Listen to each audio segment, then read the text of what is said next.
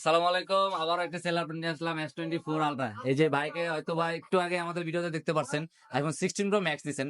তো উনি আবার নিছেন আমাদের কাছ থেকে S24 আলট্রা। 16 Pro Max নিয়ে যাওয়ার আধা ঘন্টার ভিতরে আবার চলে আসছেন আরেকটা ফোন নিবেন S24 আলট্রা।